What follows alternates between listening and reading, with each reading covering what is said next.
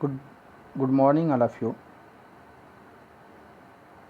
आज हम लोग पढ़ेंगे रीढ़ की हड्डी चैप्टर, जो कि दूसरा पार्ट। पहले हम लोग पढ़ चुके थे इसका आधा पार्ट जगदीश चंद्र माथुर की लिखी हुई है एकांकी, जिसमें हमने आपको एकांकी और नाटक के अंतर को भी एक्सप्लेन किया था। इस एकांकी में जो पात्र हैं रामस्वरूप, प्रेमा, उमा, गोपाल प्रसाद और शंकर प्रसाद तथा उनका नौकर रतन। इसके अलावा जो दिखाया गया था कि एक मामूली सा सजा हुआ कमरा, जिसमें नौकर और मालिक एक तख्त यानी चौकी को लाते हैं, बिछाते हुए मालिक कहता है कि जा कर के अंदर से चद्दर ले आओ जो धोबी के यहाँ से धो कर के आया है। और जाता है तो उधर से एक महिला की एंट्री होती है जो नाटे कद की गंदमी रंग की है। चेहरे से लगता है देख के कि किसी काम में व्यस्त थी। बोलते हुए आती है कि अभी तो आप धोती पहन करके आए, बदल करके आए थे, आपको धोती की क्या ज़रूरत आन पड़ी। रामस्वरूप कहते धोती आपसे किसने मंगाया? तो उसने कहा यही तो रतन जा कह रहा है। अरे मैंने तो कहा था जो धोबी के यहाँ से चद्दर धो करके आई थी उसको ले आओ। कहता यही तो कहा जा करके। कहता क्यों बे, तुम्हारे लिए क्या अलग से दिमाग ले आए हैं? तो कहता ठीक, जा वो उधर बीवी जी कमरे में बक्स पर पड़ी है, बक्से पर, लकड़ी के बक्से पर ले आ। और कहा सुन, उधर से बीवी जी के कमरे से हारमोनियम और सितार भी उठा करके ले आना। जाता है, इधर पति पत्नी दोनों कमरे को ठीक करते हैं, बिछवाते हैं और ऊपर से बातचीत करते हैं। कहते हैं कि तैयारी हो गई? कहता हाँ तैयारी तो हो गई, तैयारी कितना कराना था। अरे वे लोग ज़्यादा मिठाई खाएंगे नहीं, नाश्ता तैयार ही है। और यही है कि तुम्हारी बेटी मुंह फैलाए बैठी है और तुम उसकी माँ किस मर्ज की दवा हो। ऐसे करके तो लोग पकड़ में आए हैं किसी तरीके से। अगर तुम्हारी वजह से यह रिश्ता टूट गया तो फिर मुझे दोष मत देना। कहती है कि तो मैं ही क्या करूं, सारे जतन करके तो मैं हार गई। तुम ही ने तो उसे पढ़ा लिखा कर उस सिर पर चढ़ा रखा है। मेरी समझ में तो ये पढ़ाई लिखाई के जंजाल आते नहीं। अपना समय अच्छा था, आ ई पढ़ ली, गिनती सीख ली और फिर बहुत हुआ तो स्त्री सुबोधनी पढ़ ले। सच पूछो तो स्त्री सुबोधनी में ऐसी बातें लिखी होती थी, ऐसी बातें कि क्या तुम्हारी BA MA की पढ़ाई होगी। और आज कल के तो लक्षण ही अनोखे हैं। कहते हैं कि तुम्हारी बेटी नहीं मान रही है तो कहते हैं कि तुम उसकी माँ किस काम की हो? कहते मैं क्या करूं, मैंने तो सारे जतन करके यानी कि यत्न करके प्रयास करके हार गई। तुम ही ने पढ़ा लिखा कर उसका मन बढ़ा दिया है। मैंने पहले ही कहा था कि एंट्रेंस पास करा देते तो ये लड़की हाथ में रहती, लेकिन मुझे तो भाई आजकल के पढ़ाई लिखाई की बात समझ में आती नहीं। हमारा समय अच्छा था, बहुत बात तो अ आ क ख ग घ सीख लिया, एक इकाई दो इकाई सीख लिया तथा स्त्री सुबोधनी पढ़ना सीख लिया। यानी मोरल वैल्यूज़ की स्टोरी होती थी स्त्रियों पर। तो उसमें ऐसी ऐसी बातें होती थी कि क्या तुम्हारे BA MA की पढ़ाई में होगी। रामस्वरूप ग्रामोफोन बाजा होता है ना? कहते हाँ क्यों?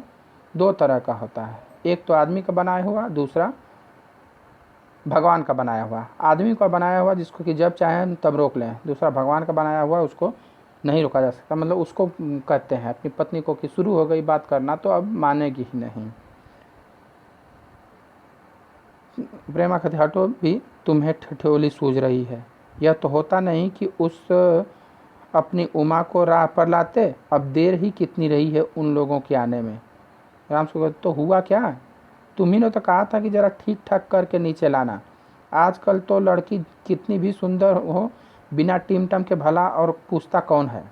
इसी मारे सारे पाउडर वाउडर उसके सामने रखा था, पर उसे तो इन चीज़ों से न जाने किस जन्म की नफरत है। मेरा कहना था कि आंचल में मुंह लपेट कर लेट गई। भाई मैं बाज आई तुम्हारी इस लड़की से। रामस्वरूप कहते हैं कि न जाने कैसा इसका दिमाग है, वरना आजकल की लड़कियों के सहारे तो पाउडर का कारोबार चलता है। कि आजकल की लड़कियां फैशन और मेकअप में ही व्यस्त रहती हैं, उन्हीं की वजह से ये ब्यूटी पार्लर और मेकअप की कारोबार फैक्ट्री चलती है। प्रेमा कहते अरे मैंने तो पहले ही कहा था कि एंट्रेंस पास करा दो, लड़की अपने हाथ रहेगी, पर इतनी परेशानी तो नहीं उठानी पड़ती। कहते हैं बात बीच में काट कर चुप चुप चुप दरवाजे पर झाँकते, तुम्हें कतई अपनी ज़बान पर काबू नहीं होता। कहते हैं मैंने कल ही बता दिया था कि उन लोगों के सामने पढ़ाई लिखाई की बात एकदम नहीं होगी, बस ढंग से होगी, बातें जिक्र से होगी, लेकिन तुम तो अभी सब उगले दे रही हो, न जाने आने तक क्या हाल करोगी। प्रेमा कहती अच्छा बाबा मैं न बोलूँगी, जैसे तुम्हारी मर्जी हो करना, बस मुझे तो मेरा काम बता दो। रामस्वरूप कहते हैं तो उमा को जैसे हो जाकर तैयार कर लो, और न सही पाउडर वैसे कौन सी बुरी है, पान लेकर भेज देना उसे, और नाश्ता तो तैयार है ना। रतन का आना आ गया, रतन इधर ला, इधर बाजा नीचे रख दे, चद्दर खोल, पकड़ तो जरा उधर से, जो चद्दर और हारमोनियम लाने गया था। फिर नाश्ता तो तैयार है, मिठाई तो वे लोग ज़्यादा खाएंगे नहीं, कुछ नमकीन चीज़ बना दी है, फल रखे ही हैं, चाय तैयार है और टोस्ट भी, मगर हाँ मक्खन, ओह मक्खन तो आया ही नहीं। रामस्वरूप कहते हैं क्या कहा, मक्खन नहीं आया? तुम्हें भी किस वक्त याद आई है? जानती हो कि मक्खन वाले की दुकान दूर है, पर तुम्हें तो ठीक वक्त पर कोई बात सोचती ही नहीं। अब बताओ रतन मक्खन लाए कि यहाँ का काम करे? दफ्तर के चपरासी से कहा था आने के लिए, सो नखरों के मारे। क्या तो बताओ इस समय तुम्हें याद आ रहा है? पहले ही कहा था, जानती हो कि मक्खन का दुकान यहाँ से दूर है, तुम्हें पहले ही कहा था। चपरासी दफ्तर यानी ऑफिस से अपने चपरासी कहा था भाई आ जाना, आज लड़की देखने वाले वाले, तो नखरे करने लगा, आया ही नहीं। फिर यहाँ का काम कौन ज़्यादा है, कमरा तो सब ठीक ठाक है ही, बाजा सितार आ ही गया है, नाश्ता यहाँ बराबर वाले कमरे में ट्रे में रखा हुआ है, सो तुम्हें पकड़ा दूंगी, एक आध चीज़ खुद ले आना, इतनी देर में रतन मक्खन लेकर आ ही जाएगा, दो ही आदमी तो है। रामस्वरूप कहते हाँ दो ही आदमी तो हैं, एक बाबू गोपाल प्रसाद और दूसरा उनका लड़का। देखो उमा से कह देना जरा करीने से आए, करीने से यानी सादगी से, ये लोग जरा ऐसे ही हैं, गुस्सा तो मुझे बहुत आता है इनके दकियानुसी ख्यालों पर। दकियानुसी यानी पुराने ख्यालात। खुद पढ़े लिखे हैं, वकील हैं, सभा सोसाइटियों में जाते हैं, मगर लड़की चाहते हैं ऐसे कि ज़्यादा पढ़ी लिखी ना हो। प्रेमा कहते और लड़का, लड़का कैसा है? राम से बताया तो था, बाप शेर तो लड़का सवा शेर है। बीएससी के बाद लखनऊ में ही तो पढ़ता है, मेडिकल कॉलेज में पढ़ता है कि शादी का सवाल कहता है कि शादी का सवाल दूसरा, तालीम का दूसरा। कहते हैं क्या करूं, मजबूरी है, मतलब अपना है, वरना इन लड़कों और इनके बापों को ऐसी कोरी कोरी सुनाता कि ये भी, मतलब कहते लड़का तो बाप शेर है तो सवा शेर है। लखनऊ के बीएससी करने के बाद मेडिकल कॉलेज में पढ़ाई करता है, डॉक्टरी की एमबीबीएस की। कहता है कि शादी की बात अलग है, तालीम की बात अलग है, तालीम मीन्स शिक्षा। गोपाल रामस्वरूप कहते हैं क्या करें, मजबूरी अपनी है, वरना इन लड़के और लड़के के बापों को मैं खरी खरी सुनाता खूब। रतन जो अब तक दरवाजे के पास चुपचाप खड़ा था, जल्दी बाबूजी। रामस्वरूप क्या है? कोई आते हैं दरवाजे झाँकते हुए। रामस्वरूप दरवाजे से बाहर झाँक कर जल्दी मुंह अंदर करते, अरे प्रेमा हुए तो आ भी गए। नौकर पर नज़र पड़ते, अरे तू यहीं खड़ा है बेवकूफ़, गया नहीं मक्खन लाने? सब चौपट कर दिया। अबे उधर से नहीं, अंदर के दरवाजे से जा। नौकर अंदर जाता है और तुम जल्दी करो प्रेमा, उमा को समझा देना, थोड़ा सा गा देगी। प्रेमा जल्दी से अंदर की तरफ आती है, उसकी धोती ज़मीन पर रखे हुए बाजे से अटक जाती है। धोती यानी साड़ी उसकी ज़मीन पे जो सितार रख गया था उसी से फंस जाती है। प्रेमा यह बाजा वह नीचे नहीं रख सकता था, नीचे ही रख गया कमबख्त। रामस्वरूप तुम जाओ मैं रखे देता हूँ जल्दी। प्रेमा जाती है, बाबू रामस्वरूप बाजा उठा कर रखते हैं, किवाड़ों पर तब तक दस्तक होती है, ठक ठक ठक। रामस्वरूप आइए बाबू गोपाल प्रसाद और उनके लड़के शंकर का आना। आँखों से लोक चतुराई टपकती है, आवाज़ से मालूम होता है कि काफ़ी अनुभवी और फितरती महाशय हैं। फितरती यानी चालाक। उनका लड़का कुछ खीस निपोरने वाला नौजवानों से, बात बात पर हंसी करने वाला, आवाज़ पतली और खिसियाट भरे, झुकी कमर इनकी खासियत है उसके। राम सो आपने दोनों हाथ मलते हुए इधर तशरीफ लाइए इधर। गोपाल प्रसाद बाबू गोपाल प्रसाद बैठते हैं मगर बेंत उनका गिर जाता है, छड़ी लिए रहते हैं। राम सो कहते यह बेंत लाइए, मुझे दीजिए, कोने में रख देते हैं। सब बैठते हैं। मकान ढूंढने में तकलीफ तो नहीं हुई? गोपाल खा का नहीं, तांगे वाला जानता था, और फिर हमें तो यहाँ आना ही था, रास्ता मिलता कैसे नहीं। यह तो आपकी बड़ी मेहरबानी है, मैंने आपको तकलीफ़ तो दी। ये मेहमान नवाजी का एक तरीका। मैंने आपको तकलीफ़ तो दी। गोपाल प्रसाद नहीं साहब, जैसा मेरा काम वैसा आपका काम।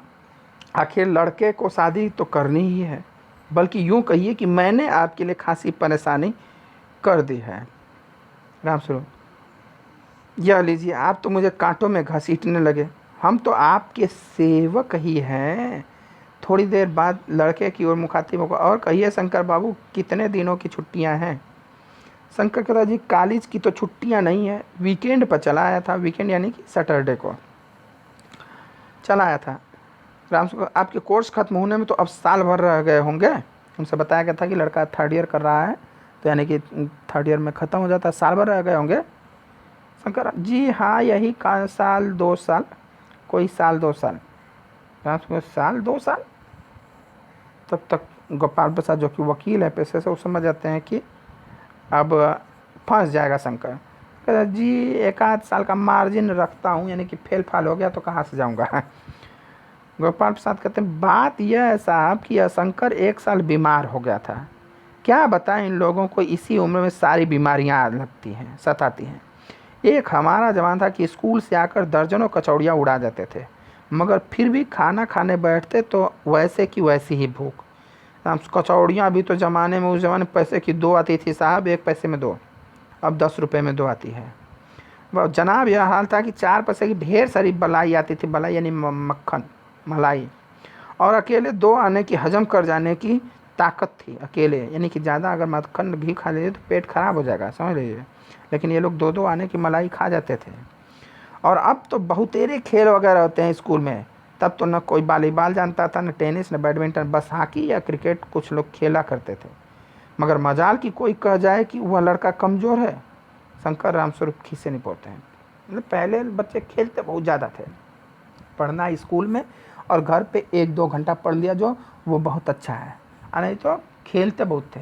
अब आजकल तो घर पे पढ़ो, स्कूल पे पढ़ो, स्कूल में खेलना ही, घर में खेलना ही, मुश्किल से 1 आध घंटा कोई लड़का खेल लिया तो खेल लिया, वरना खेलने का कहीं नाम नहीं। राम जी हाँ, उस ज़माने की जब बात दूसरी थी, झुसलिया। और पढ़ाई का यह हाल था कि एक बार कुर्सी पर बैठे कि 12 घंटे की सीटिंग हो गई, 12 घंटे की। जनाब मैं सोचता हूँ कि उस ज़माने का मैट्रिक भी वह अंग्रेज़ी लिखता था फराटे की, आजकल के एमए भी मुकाबला नहीं कर सकते। कहते हैं कि देखिए, उस ज़माने का जो अंग्रेज़ी बोलने वाला था वह हाई स्कूल पास भी आजकल का जो उतना फराटे से इंग्लिश बोलता था कि आजकल बीए में वाले भी नहीं बोल सकते। ये बात तो सही है, लेकिन अब कह रहे हैं कि 12 घंटे बैठ जाते थे पढ़ने, ये भी झूठ बोल रहे हैं। अरे 12 घंटे में क्या खाने पीने हगने मुतने नहीं उठेंगे कहाँ? 12 घंटे बैठ जाते थे, लैट्रिन पेशाब नहीं करेंगे? झूठ बोलते हैं। हाँ, लेकिन पढ़ाई उस समय की स्कूल में बहुत ज़बरदस्त होती थी कि बच्चा उस समय का, ये सच कहिए कि 5 तक का पढ़ा बच्चा वो 8वीं तक के को पढ़ा सकता है, और 8वीं तक का पढ़ा बच्चा आज 10वीं तक को पढ़ा सकता है, 10वीं तक का पढ़ा बच्चा 12वीं को पढ़ा सकता है। गोपाल प्रसाद जी हाँ, यह तो है।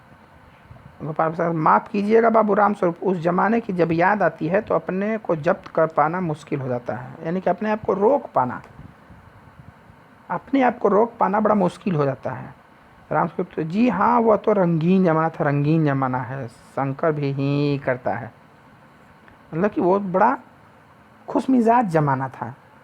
गोपाल प्रसाद एक साथ अपनी आवाज़ और तरीका बदलते हुए, अच्छा तो साहब बिजनेस की बातचीत हो जाए। राम स्वरूप कहते बिजनेस? चौंक कर, बिजनेस? बीज? ओहो, अच्छा अच्छा, लेकिन ज़रा नाश्ता तो कर लीजिए। उठते हैं गोपाल प्रसाद, यह सब आप क्या तकल्लुफ़ करते हैं? तकल्लुफ़ मीन्स तकलीफ़। राम स्वरूप, अरे तकल्लुफ़ किस बात का?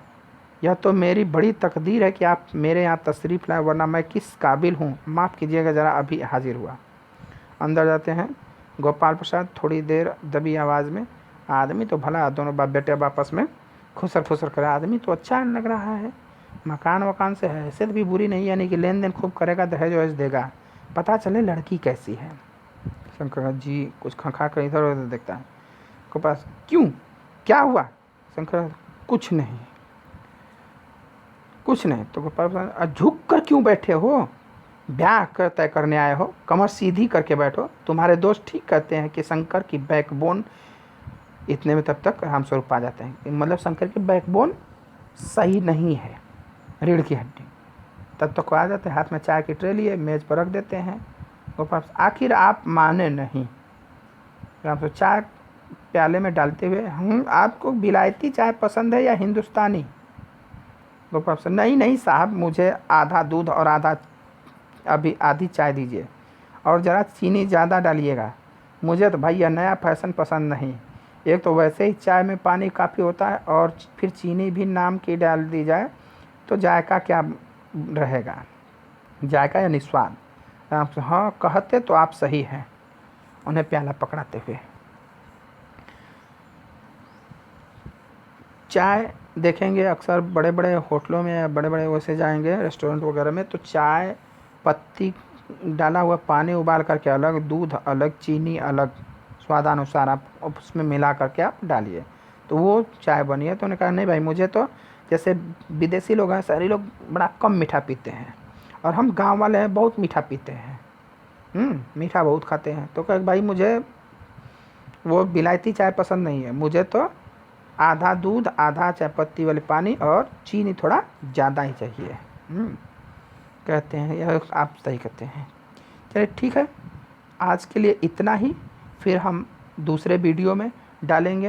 यह चैप्टर कैसा लग रहा है आप इसको कमेंट करके बताइएगा। धन्यवाद।